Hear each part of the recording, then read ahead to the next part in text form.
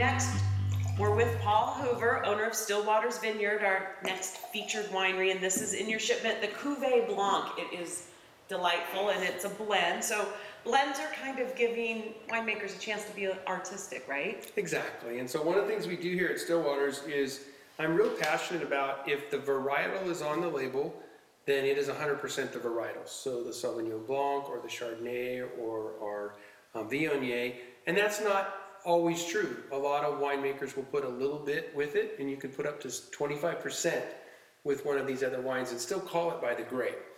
I'm a real traditionalist, and so what I like to do is if I'm calling it Viognier, it's 100% Viognier. If I'm calling it Sauv Blanc. So what Cuvée Blanc does for me is gives me the freedom to break out of that window and do whatever I want to do and make it a true blend. And so it's partly Mother Nature. I'm kind of proud of this blend, and we do things in little small wineries. We'd all like to say that we do everything according to just like we do it, but the reality is these barrels are $1,000 a piece, and we put all our white wines in brand new French barrels.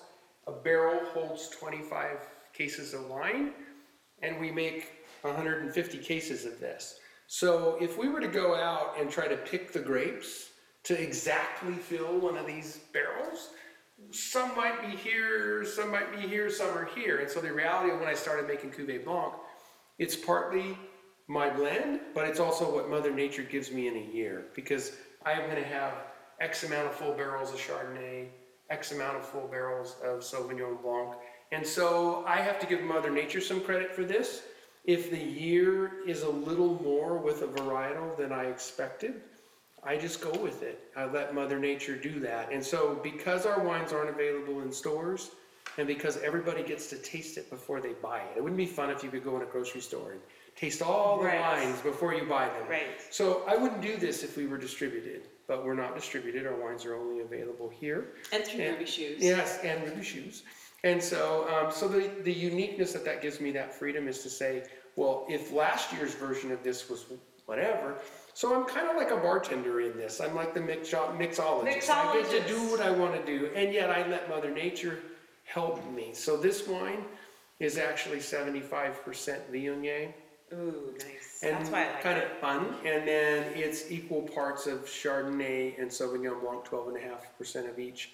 On what we refer to in the industry, maybe I'm one of those guys. So there's the top and the bottom, if that makes sense. So the top is the 75% Viognier, the dominant flavor in this. The bottom, sort of like a martini, whether you have vermouth or no vermouth. Dry so or the not. bottom, so the bottom on this, a little bit of Chardonnay, a little bit of that Sauvignon Blanc to add some of that apple crisp to it. Yeah, that's what I smell. So that's what it is. And so every year it'll be a little different only because of what Mother Nature gives me.